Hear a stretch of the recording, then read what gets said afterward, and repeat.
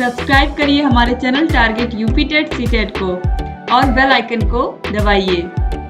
Hello दोस्तों, मैं आनंद स्वागत करता हूं आप सभी का आपके अपने चैनल और app target UP TET CTET में। ऐप का नाम अब हमारा अस्तित्व एकेडमी हो चुका है। अब देखिए, डीएलएड 4th सेमेस्टर का जो आपका गणित विषय है उसको मैं चैप्टर वाइज आपको पढ़ा रहा हूं। पहला चैप्टर आपका मैंने पूरा पढ़ा दिया, प्रैक्टिस करा दिया। दूसरा पूरा पढ़ा दिया, दूसरे की प्रैक्टिस आज की क्लास में हम करने वाले हैं।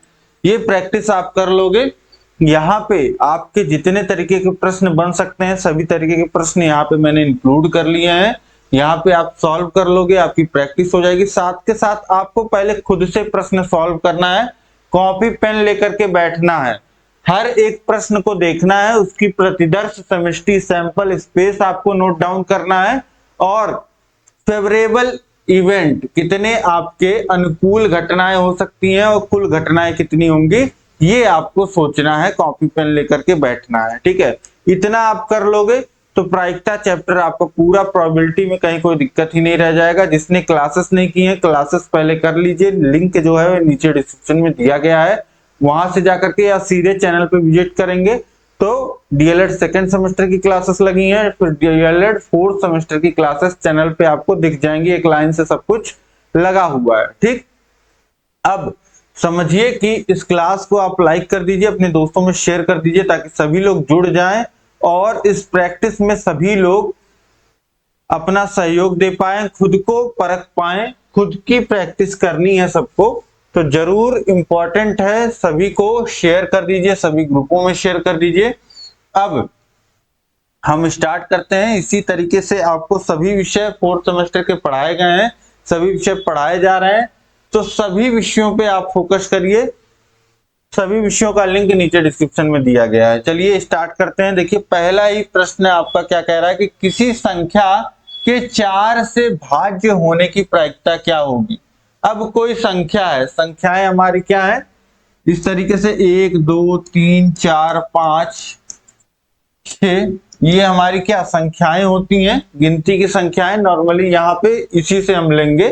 तो ये देखिए, अब इनके 4 से भाज्य होने की प्रायिकता क्या है।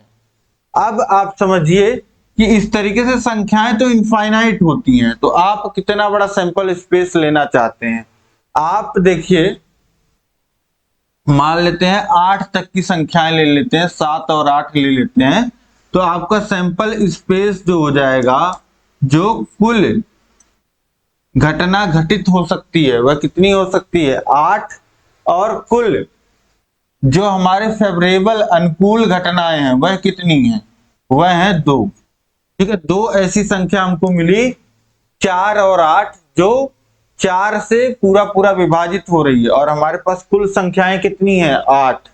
तो ये कितना हो जाएगा 1/4, प्रोबेबिलिटी 1/4 आ जाएगा। इसी तरीके से आप देखेंगे 12 संख्याएं ले लीजिए, 16 संख्याएं ले लीजिए, या हर 4 संख्या में एक संख्या ऐसी होगी जो 4 से कटेगी, तो इसलिए इसका प्रोबेबिलिटी क्या हो जाएगा 1/4, जो कि ऑप्शन सी में दिया गया है। ऑप्शन सी बिल्कुल सही हो जाएगा। तो इस तरीके से ये प्रश्न आप कर लोगे, ज्यादा दिमाग नहीं लगाना है। हर 4 संख्या पे जो होता है, 4 संख्या आप लोग एक तरीके से एक क्रम से, तो एक संख्या जो होगी 4 से कटेगी। तो इसी तरीके से यहाँ पे आप समझ गए कि अगर हम 8 संख्याओं का सैंपल लेते हैं तो उसमें से 2 संख्याएं जो हैं वो हमारी कटेंगी, तो 1/4 जो हो जाएगा हमारा वह इसका प्रायिकता हो जाएगा। अब इसके बाद देखते हैं अगला प्रश्न, हमारा प्रश्न संख्या 2। एक सिक्के के साथ पासे को भी फेंका जाए तो चित्त तथा सम संख्या आने की प्रायिकता होगी। अब ये प्रश्न थोड़ा सा इंटरेस्टिंग हुआ, ऐसा प्रयोग हमने क्लास में भी नहीं देखा है। ठीक है, इस प्रयोग में क्या हो रहा है आप देखिए कि एक सिक्के के साथ एक पासे को फेंका जाए तो चित्त और सम संख्या आने की प्रायिकता। आप पहले एक्सपेरिमेंट को समझिए। ठीक है, एक सिक्के को और एक पासे को फेंका जा रहा है, तो एक सिक्के को जब फेंका जाता है तो उस पे सिक्के पे या तो हेड आता है या फिर टेल आता है, यही 2 चीजें होती हैं। और एक पासे को जब फेंका जाता है तो उस पे 1 2 3 4 5 6 ये सब कुछ आ सकता है, और सिक्के के हेड के साथ भी आ सकता है और सिक्के के टेल के साथ भी आ सकता है।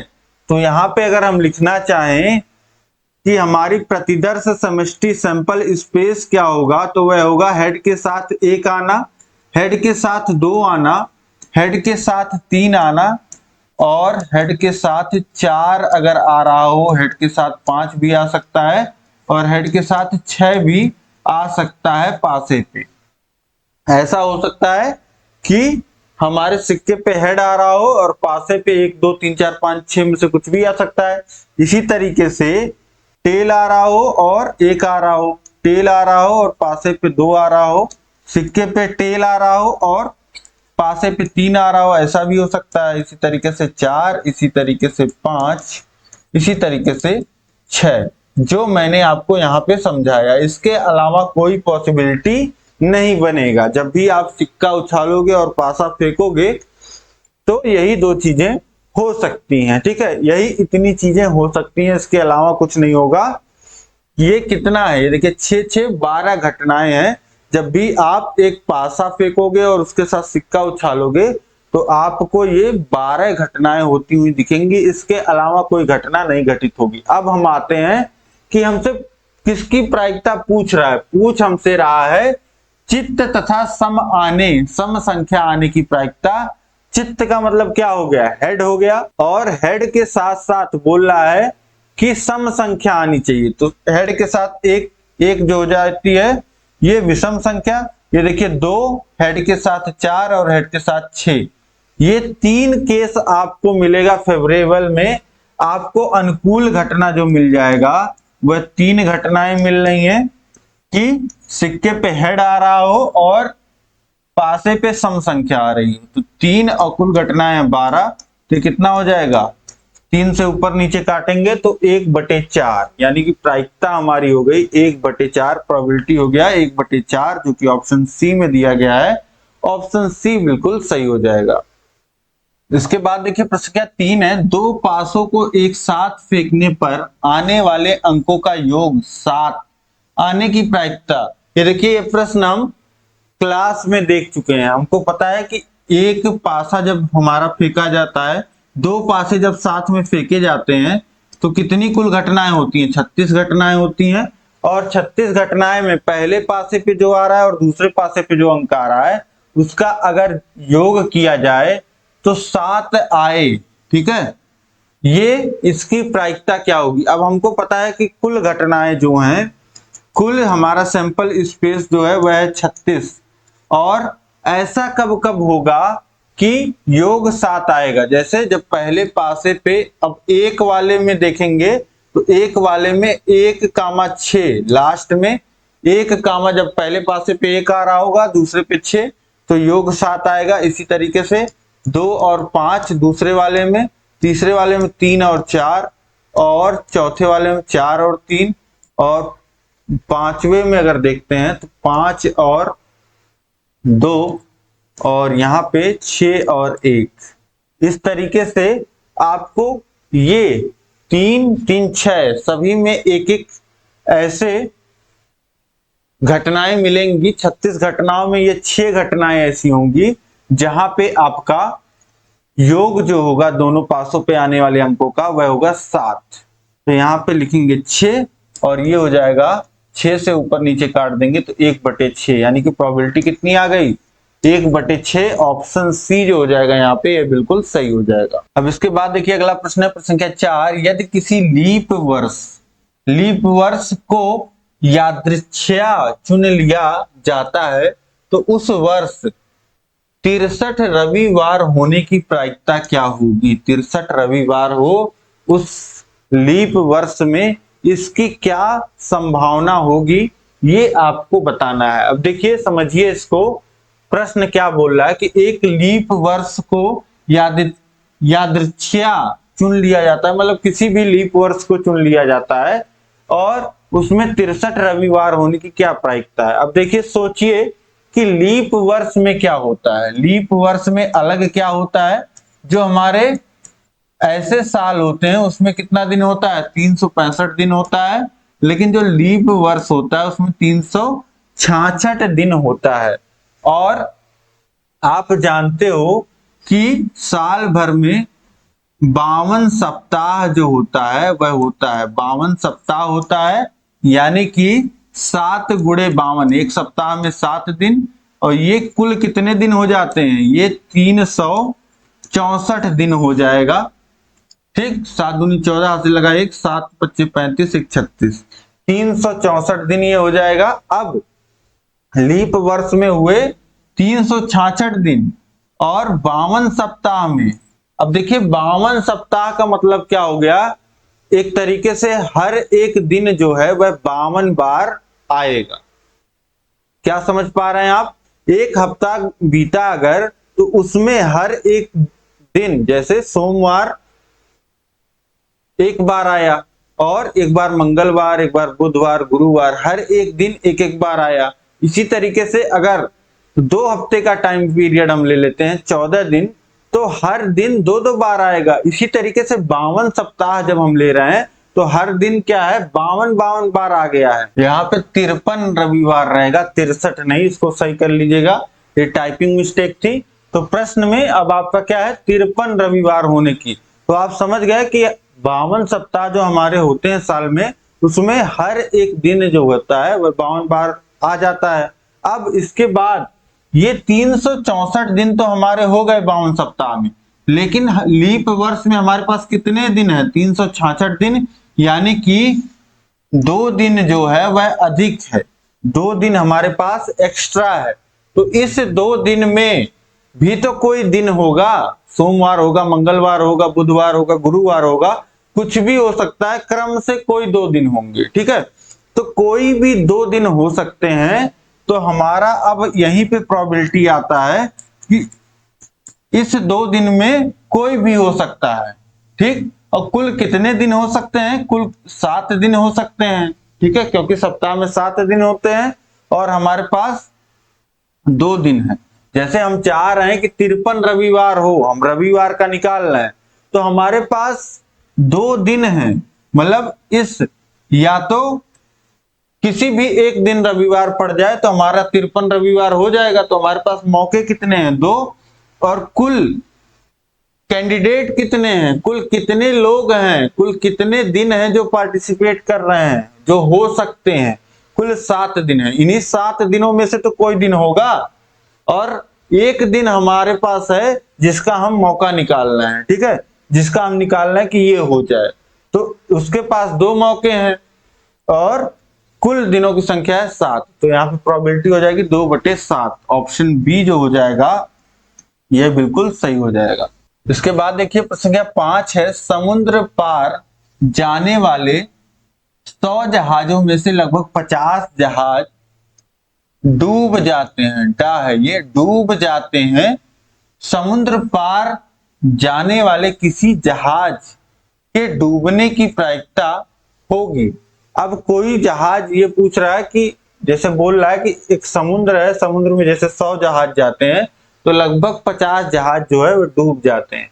अब समुद्र पार कोई जहाज करना चाह रहा है तो उसके जहाज के डूबने की प्रायिकता क्या होगी। तो आपको पता है कि 100 जहाज अगर जा रहे हैं, कुल जो है घटना जो हो रही है वह 100 हो रही है। 100 जहाज अगर जा रहे हैं तो उसमें से डूब कितने जा रहे हैं, हमको निकालना है डूबने वाले की स्थिति। तो 50 डूब जा रहे हैं, तो यही प्रोबेबिलिटी दे देगा 50/100, यानी कि 1/2। 50 से ऊपर नीचे काट देंगे, या यहाँ पे देखिए काट के भी नहीं लिखा है, ऐसे ही लिखा है 50/100। ऑप्शन ए जो हो जाएगा यह बिल्कुल सही हो जाएगा। अब इसके बाद देखिए नेक्स्ट क्वेश्चन, प्रश्न संख्या 6, 2 सिक्कों को एक साथ 35 बार उछाला गया तो उसके head head head tail tail head क्रमशः 9, 18 और 12 बार आए, तो टेल टेल कितनी बार आएगा। ये देखिए प्रश्न हमने पिछले ही क्लास में किया था, चीजें जब मैं आपको एक्सप्लेन कर रहा था। तो देखिए 35 बार उछाला गया है, और सिक्का जब उछाला जाएगा तो यही 3 और 1 वो 4 घटनाएं होंगी। तो 3 की संख्या आपको दिया गया है, तो बची जो घटना होगी वह यही होगी। और हमको कुल घटना भी दिया है, तो इसी 35 में से इसको घटा देंगे जोड़ के, 9 धन 18 9 धन 8 धन 12, तो कितना हो जाएगा 35 माइनस 9 8 जो हो जाएगा 17 और 12 29। कुल कितनी घटना, जो टीटी होगा वह 6 बार होगा। ठीक, तो इस तरीके से ये आसानी से आप समझ गए। इसके बाद देखिए अगला प्रश्न है, प्रश्न संख्या 7, दो सिक्कों को एक साथ फेंकने पर प्राप्त परिणामों की संख्या है, तो 2 के घाते n होता है।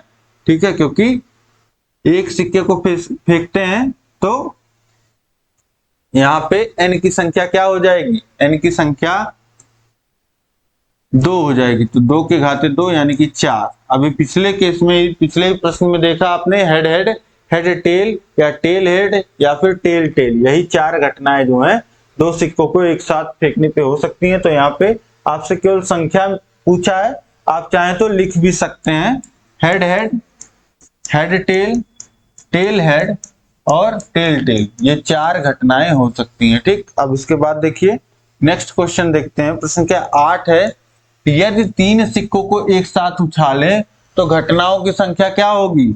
2 के घाते n से निकालते हैं, तो 2 के घाते n, 3 सिक्के एक साथ फेंके जा रहे हैं तो n की वैल्यू 3, तो कितना आ जाएगा 8। 8 घटनाएं कुल घटित होंगी। अगर आप चाहें तो लिख भी सकते हैं, जैसे तीनों हेड आ जाए या फिर 2 हेड आ जाए या फिर 1 हेड आए, दोनों टेल आ जाए या फिर 1 हेड आते हुए दूसरा टेल दूसरा हेड आ जाए, और इस तरीके से पहला टेल आ जाए दूसरा हेड आ जाए तीसरा भी हेड आ जाए, और टेल हेड टेल आ जाए, और इसके बाद टेल टेल और हेड आ जाए, और टेल टेल और टेल। ये आपको 4 2 6 और 2 8, कुल 8 घटनाएं ये आपको मिल जाती हैं। यही होता है 3 सिक्कों को एक साथ फेंकने पे, तो ये लिख सकते हैं। इसके बाद देखिए प्रश्न क्या 9 है, 2 पासों को एक साथ फेंकने पर प्रतिदर्श समष्टि में कुल कितने अवयव होते हैं। ठीक है, बोल रहा है कि 2 पासों को एक साथ फेंकने पे तो 6 के घाते n, अगर एक पासा फेंका गया तो n की वैल्यू 1 और मान आ जाएगा 6। अब देखिए 2 पासे फेंके गए तो 6 के घाते 2 यानी कि 36। यही आपसे पूछ रहा है कि कुल कितने अवयव होते हैं, तो ये आसानी से आप 36 निकाल लोगे। 36 इस तरीके से ये आप लिख सकते हैं। एक नंबर में आए तो केवल 36 लिख दीजिएगा, और चाहे तो आप लिख सकते हैं कि क्या क्या, जैसे पहले पासे पे 1 आते हुए दूसरे पे 1 से 6 आ सकता है, फिर पहले पासे पे 2 आते हुए 1 से 6 तक, इसी तरीके से 36 घटनाएं आप लिख लोगे। अभी मैं आपको आगे लिख के दिखाऊंगा भी, क्योंकि इसी पे बेस्ड हमको प्रश्न भी करने हैं। 36 घटनाएं अभी देखिए लिख के मैं आपको बताता हूं। प्रश्न संख्या 10 है, 2 पासों को एक साथ फेंकने पर दोनों के सम अंकों के ऊपर आने की घटना का समुच्चय ज्ञात कीजिए। यहाँ पे प्रोबेबिलिटी आपसे नहीं पूछ रहा है, यहाँ पे आपसे पूछ रहा है जो घटना के बारे में डिस्कस कर रहा है उस घटना में कितने घटनाएं होंगी।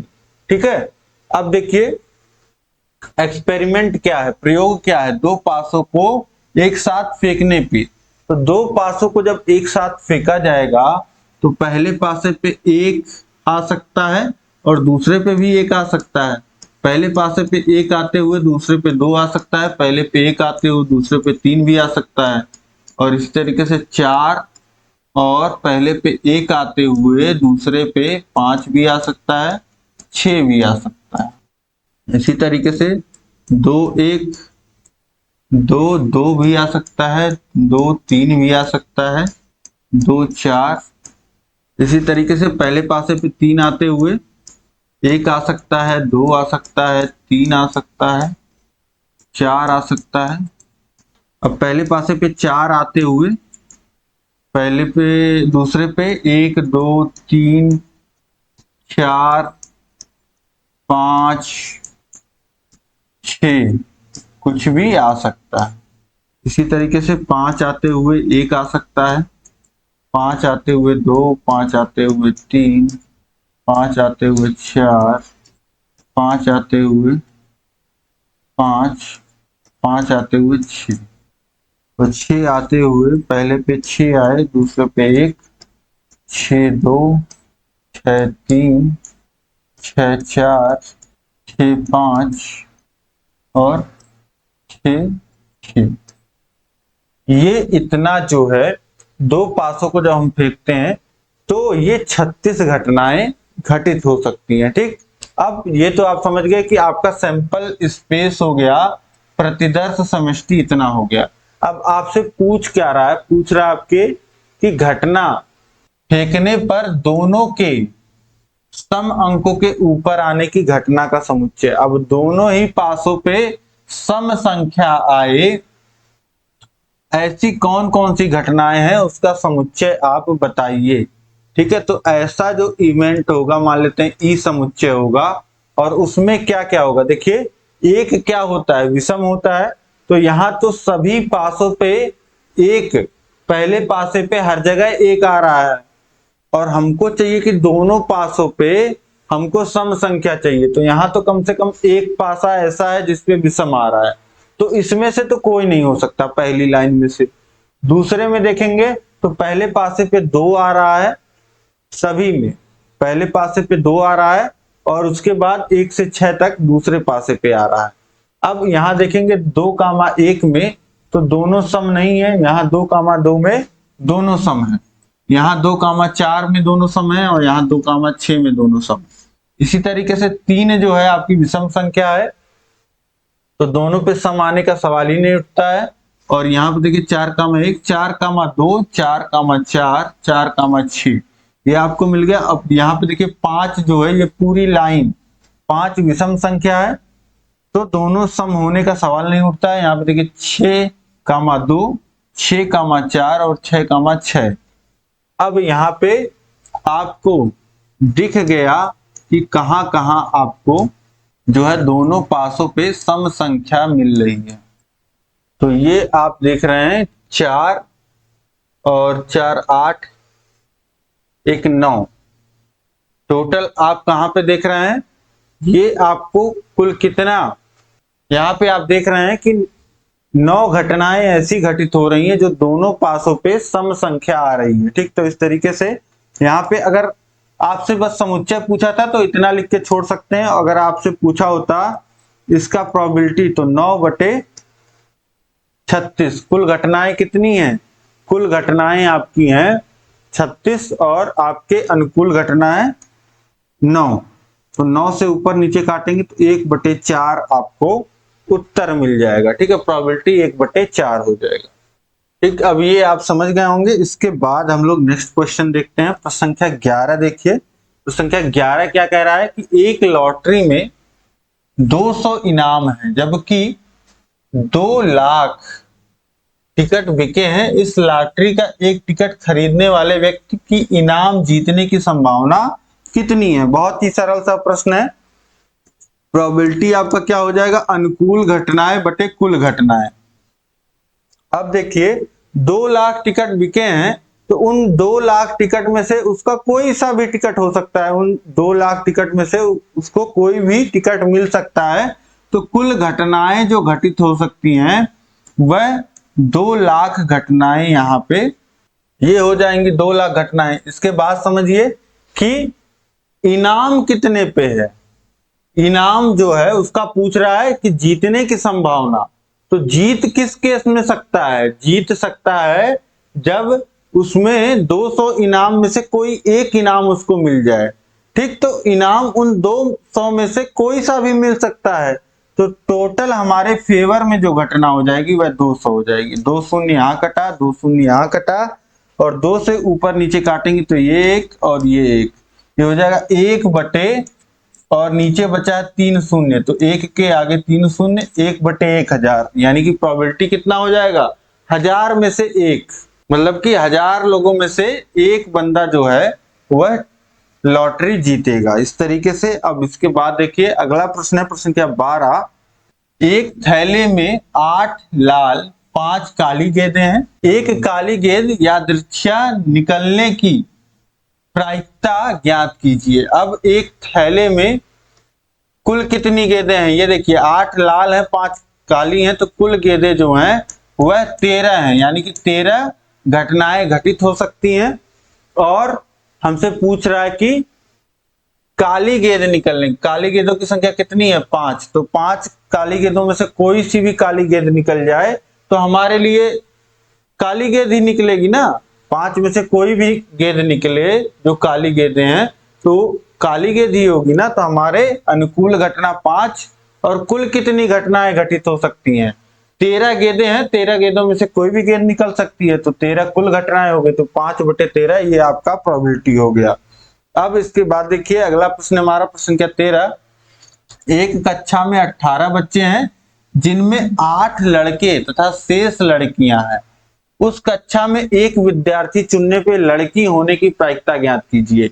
अब एक क्लास में कुल 18 बच्चे हैं, ठीक, कुल 18 हैं, जिसमें से बता दिया गया है कि लड़के जो हैं वह 8 हैं, तो लड़कियां कितनी हो जाएंगी, लड़कियां 18 में से घटा लीजिए 10 आ जाएगा, तो लड़कियों की संख्या 10 हो गई। अब बोल रहा है कि अगर कोई एक विद्यार्थी रैंडमली चूज किया जाता है तो लड़की होने की क्या संभावना हो जाएगी।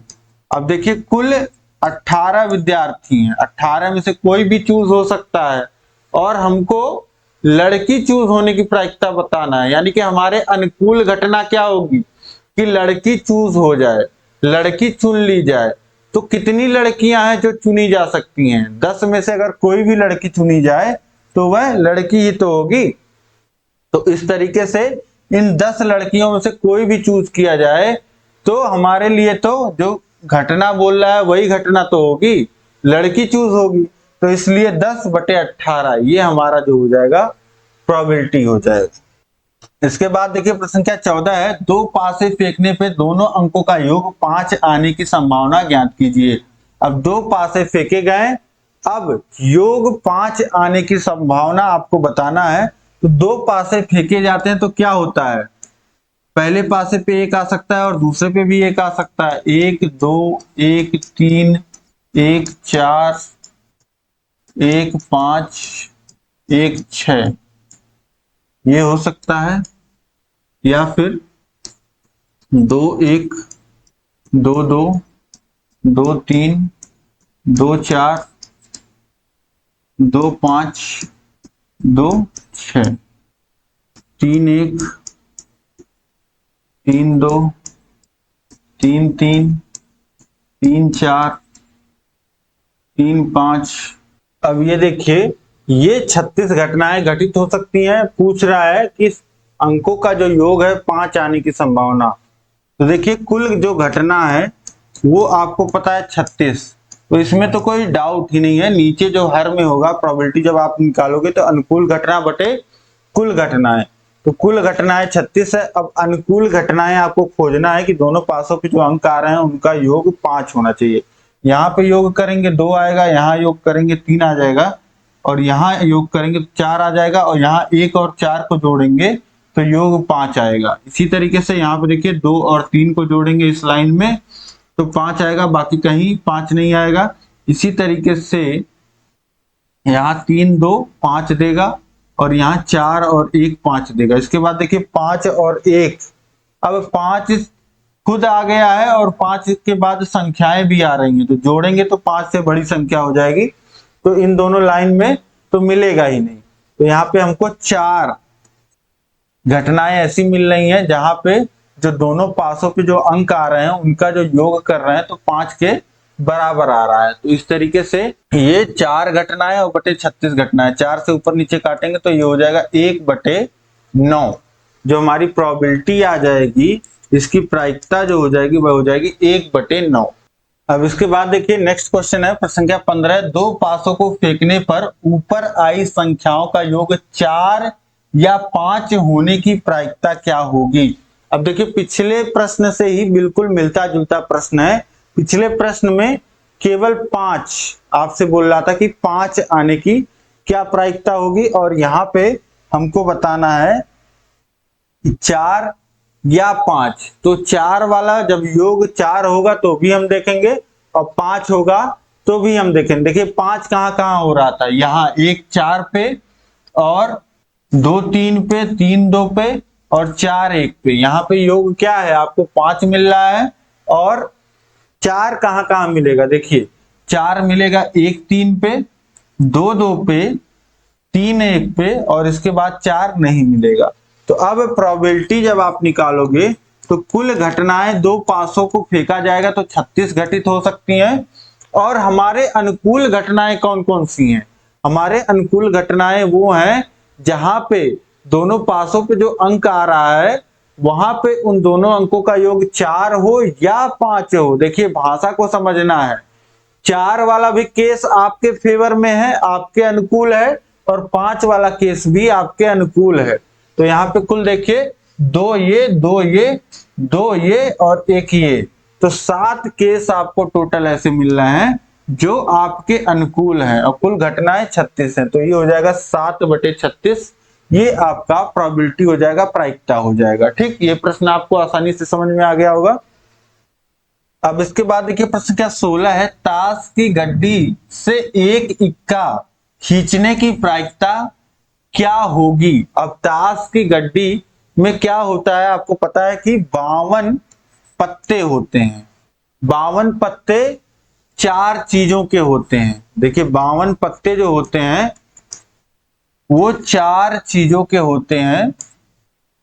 आपका एक तो इस तरीके से होता है, लगभग पान की शेप का होता है। ठीक है, पान की शेप का होता है, ये इस तरीके से होता है। एक चिड़ी होती है, ठीक है, क्लब जिसे बोलते हैं, चिड़ी होती है।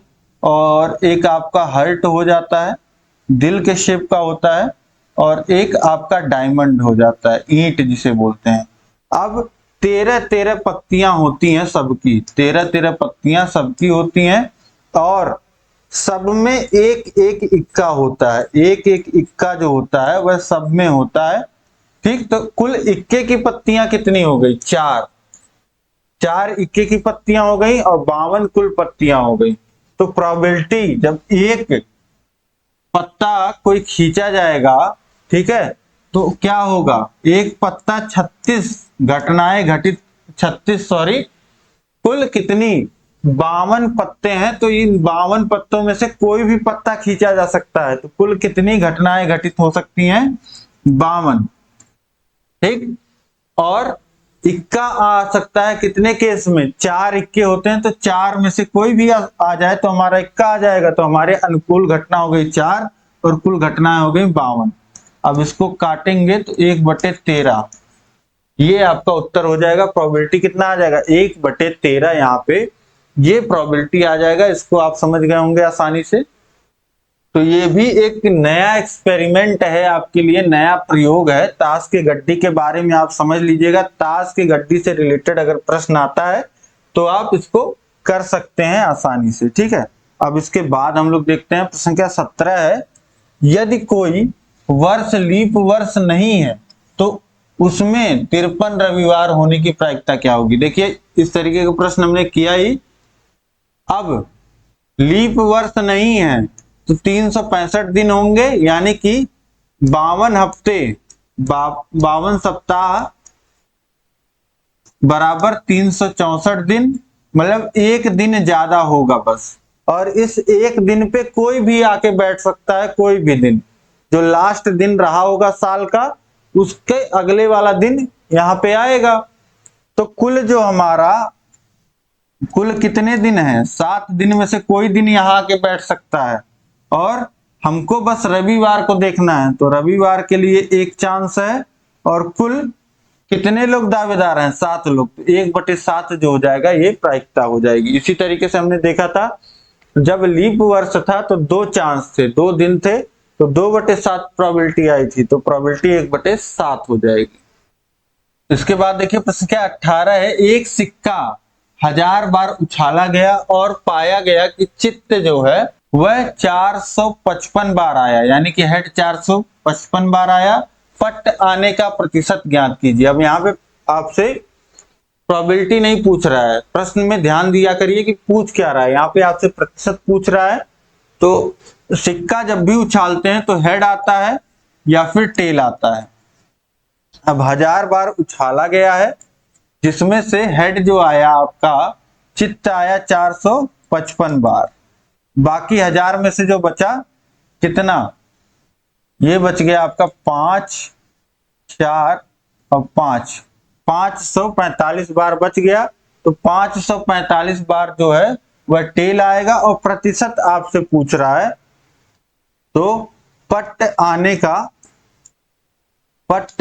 का प्रतिशत अगर लिखेंगे आप, पट्ट आने का प्रतिशत लिख लीजिए। पट्ट आने का प्रतिशत हो जाएगा, कितनी बार आया है पट्ट? 445 बार। और कितने? 1000 बार में से। और प्रतिशत निकालना है तो 100 से गुणा करिए और प्रतिशत चिन्ह लगाइए। अब देखिए 2 शून्य यहाँ, 100 जो है अंश में है, यहाँ हर में 2 शून्य कट जाएगा और फिर 10 से भाग हो जाएगा, तो ये हो जाएगा 54.5%। 54.5%, यही आपका उत्तर हो जाएगा। ठीक, इस तरीके से ये प्रश्न आप आसानी से कर लोगे। इसके बाद देखिए अगला प्रश्न है, प्रश्न संख्या 19। एक सिक्के को 12, 20, 25, 30, 35 बार उछालने से बनी सारणी को पूर्ण कीजिए। एक सिक्का उछाला गया है, अब 12 बार जब उछाला गया है तो चित्त आने की संख्या नहीं दिया है, पट्ट आने की संख्या दिया गया है। 4 बार पट्ट आया है, तो 4 बार पट्ट आया है तो उसके बाद चित्त ही आएगा। जो बची हुई संख्या है वह चित्त ही आया होगा। तो यहाँ पे 4 बार जब पट्ट आया तो 12 में से 4 घटा देंगे आप, 8 जो हो जाएगा वह चित्त आने की संख्या हो जाएगा। इसी तरीके से 20 बार सिक्के को उछाला गया, 11 बार जो है आपका चित्त आया, तो पट्ट कितनी बार आया होगा? 20 - 11, 9 बार। इसी तरीके से 25 बार सिक्के को उछाला गया, चित्त नहीं पता कितनी बार आया, पट्ट 9 बार आया है, तो 9 घटा दीजिए, तो कितना हो जाएगा? 16 बार चित्त आया होगा। इसी तरीके से 30 बार उछाला गया, 21 बार पट्ट आ गया, तो चित्त कितनी बार आया होगा? 9 बार। इसी तरीके से 35 बार उछाला गया, 18 बार चित्त आ गया, तो ये आपका पट्ट कितनी बार आया होगा? 17 बार। तो इस तरीके से यहाँ पे ये सारणी आपने पूरी कर ली। यही सारणी जो है आपको पूरा करना था। तो इस तरीके से ये भी प्रश्न आपकी परीक्षा में पूछ सकता है। और यहाँ पे जितने तरीके के प्रश्न बन सकते थे, आपके सिक्के वाले, सिक्के पासा एक साथ, और आपका जो लीप वर्ष वाला है, आपके जो ताश वाला प्रश्न है, ये सारे प्रश्न चाहे आपको प्रतिशत में ही निकालने को पूछ लिया हो या समुच्चय पूछ लिया हो, तो सारी चीजें आपको अब अच्छे से समझ में आ गई होंगी। आपकी प्रैक्टिस अच्छी हुई होगी। कितना प्रश्न आप खुद से कर पाए ये संख्या आप कमेंट करके बताइए। और क्लास आपको कैसी लगी ये आप कमेंट करके बताइए। क्लास को लाइक कर दीजिए, अपने दोस्तों में सभी में शेयर कर दीजिए। चैनल को सब्सक्राइब नहीं किया तो सब्सक्राइब कर लीजिए, देरी किस बात की है। और देखिए सभी विषयों का लिंक जो है वह नीचे डिस्क्रिप्शन बॉक्स में दिया गया है। सभी विषयों को आप पढ़िए, इसी तरीके से अपनी तैयारी बेहतर करिए, या सीधे चैनल पे विजिट कर लीजिए। चैनल का नाम जहां पे आ रहा है वहां पे क्लिक करोगे तो भी आप चैनल पे पहुंच जाओगे। और सारी वीडियोस जो है, क्लासेस जो है, एक लाइन से लगी हुई हैं। और इस तरीके से आधा ही क्लास आपको मिलेगा यहाँ पे यूट्यूब पे। अगर आपको पूरा क्लास देखना है पूरे सिलेबस का, क्योंकि आधे चैप्टर ही यहाँ पे आपको मिल पाएंगे, तो नीचे डिस्क्रिप्शन में लिंक दिया गया है हमारे ऐप का, अस्तित्व एकेडमी नाम है ऐप का, लिंक दिया गया है, डाउनलोड करिए और वहां पे आपको 4th सेमेस्टर का पूरा कोर्स आपको मिल जाएगा। ठीक है, तो इस तरीके से आपकी पढ़ाई बहुत अच्छे से चलती रहेगी। और 4th सेमेस्टर के कोर्स में आपको, जैसे ये क्लास आपको खत्म हुई तो टेस्ट सीरीज भी आपको मिल जाएगा। आपका जो भी डाउट है वो डाउट भी मैं क्लियर करूंगा। साथ ही साथ आपका इसका नोट्स आपको पूरा मिल जाएगा पीडीएफ। राजन सीरीज, पवन सीरीज जो आती है उसका पीडीएफ आपको मिल जाएगा और उसका सॉल्यूशन पूरा मिल जाएगा। और साथ ही साथ आपको जहां कहीं भी दिक्कत आएगी, प्रीवियस ईयर क्वेश्चन पेपर, ये सारी सुविधाएं आपको मिल जाएंगी वहां पे। ठीक है, तो इस तरीके से जरूर 4th सेमेस्टर कोर्स में एनरोल करिए। मिलेंगे हम लोग नेक्स्ट क्लास में अगले चैप्टर के साथ। तब तक ऐसे बने रहिए चैनल से। जय हिंद, जय भारत।